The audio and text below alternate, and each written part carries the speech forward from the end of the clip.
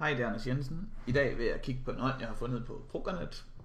Postet af en bruger, der hedder Superværter. Og hånden i sig selv er egentlig ret simpel. Der bliver raised for small blind af en relativt tight spiller. Og Superværter vælger at kalde i big blind med S-knægt suited. Floppet kommer 10, 9, 8 rainbow.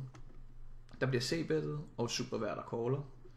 På turn lander der en toer, som giver et farvetræk, og not farvetrækket til Superværter.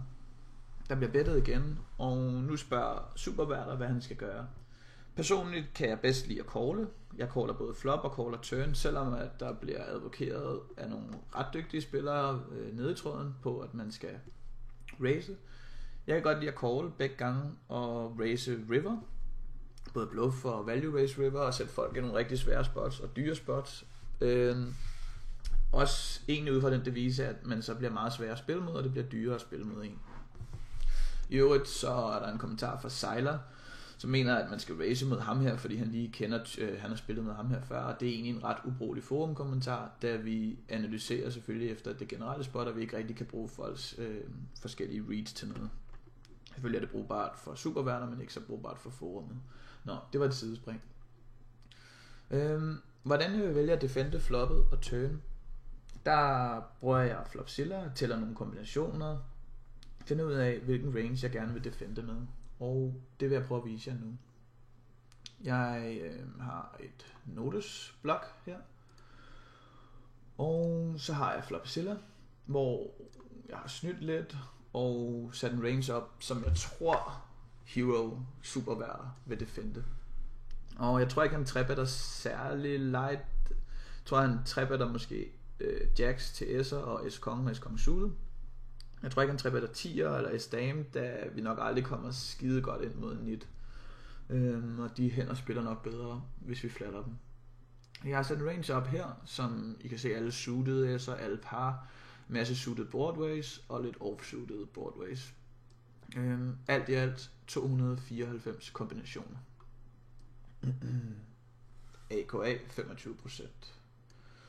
Vi ser så et flop, der hedder Sparti.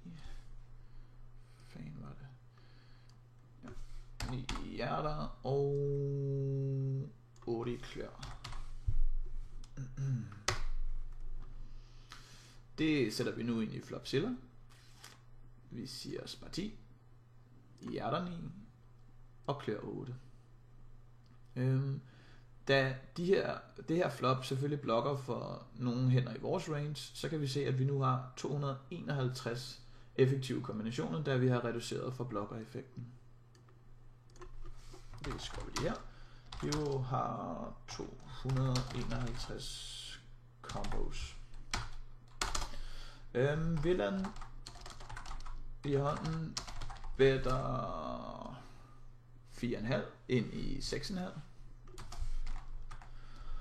Og nu skal vi finde ud af, hvor meget vi skal defende til det bet her. Jeg skruer lige potstørrelsen op her. Bemærk lige, at preflop er jeg ikke sikker på, at det er den rigtige range at defende, men det er den range, jeg tror Superværter defender. Villains bet skal virke old frequency risk divideret med risk plus reward, og igen lige med han risikerer 4,5 og divideret med 4,5 plus hans reward, som er på den størrelse 6,5. Og det er igen lige med, så skal vi have fat i lommeregneren, som er her. Og det bliver 4,5 divideret med 11. I må meget gerne rette mig, hvis jeg laver enkelte fejl undervejs. Det kunne være rigtig fedt, eller hvis I bare kommentarer generelt. Bemærk, at jeg sætter det op efter, hvordan jeg spiller, at jeg ikke rigtig raiser flop og ikke rigtig raiser turn. Vi kan selvfølgelig sagtens lave med, at vi raisede nogle value komboer og nogle bluff komboer på både flop og turn. Villains bet skal virke 40,9% af gangene. Eller han skal have folds 40,9% af gangene. Det vil sige, Hero skal defende 59,1% på floppet. Men dertil skal vi defende lidt mere, da mange villains bluffs har equity mod os, så hvis vi lægger for eksempel 3% til 4% måske.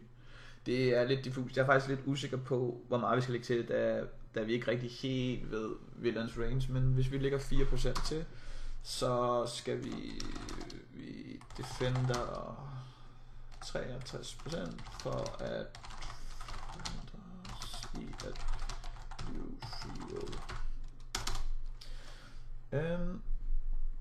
vi skal derfor defende 63 eller 0,63% gange med det samlede antal kombinationer vi har på floppet, som er 251,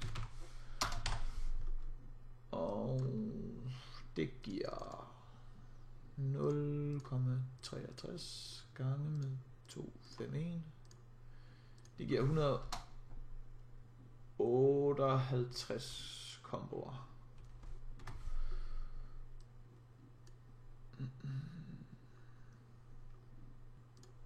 Derfor går vi nu ind i Flopzilla, som vi har her.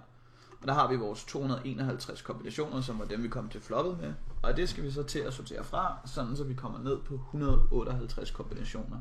Jeg har ikke lige kigget det her igennem, men jeg kunne forestille mig, at det var ret mange, vi skulle sortere fra. Så vi kan starte med at sortere alle parerne fra, som ikke er noget straight draw, vi er hernede. Vi kan sortere S'erne fra, vi kan se, at vi er stadig oppe i, vi skulle have 158 kombinationer, og vi er stadig oppe i 201 kombination, hvilket selvfølgelig er alt for meget. Vi kan sortere 6-5 suited fra, 7-6 suited kan vi ikke sortere fra, da det er en straight. Vi kan så til at sortere, vi skal overveje, om vi skal sortere vores gutshots frem med 2 overcast, det tror jeg ikke er så profitabelt at gøre. Så da vi også har overcastet, så jeg tror vi kan sortere vores de dårligste par fra, det vil sige 7'erne. Og vi skal så vurdere, om vi skal sortere straight dawsene fra, 7'erne eller 8'erne fra. Jeg tror egentlig godt vi kan sortere begge dele fra, og stadig komme ned, nok ikke dame 8, da vi også har et godt shot her. Så er vi nede i 183, det vil sige, at vi skal have sorteret en del flere fra. Og bemærk, at vi ikke raiser noget på det her flop. Så ja, vi kigger videre. S9, vi ser lige fra alle 8'erne, dame 8, 10, 8, 9, 8. Vi kan sortere dame 8 fra. Dernæst kan vi nok sortere begge vores S-damer, selvom de har nogle overcards, og S-dame suited har nogle backdoor flush draws, da vi skal helt ned på 158 kombinationer. Så kan vi nok sortere konge 9 og S9 suited, og så er vi faktisk havnet på de 158 kombinationer, som vi gerne vil defende på floppet.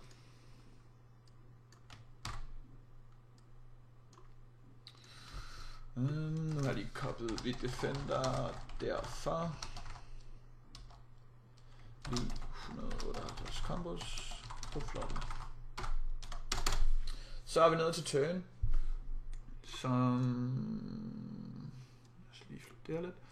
som slår en clear 2. Turn.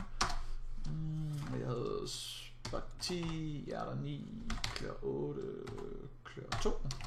Jeg har en pot på 15,5.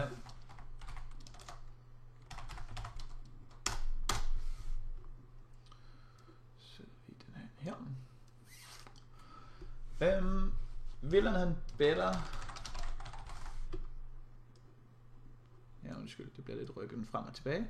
Villain better 11,5. Og jævnfør vores formel oppefra, så siger vi 11. Så skal vi finde ud af, hvor mange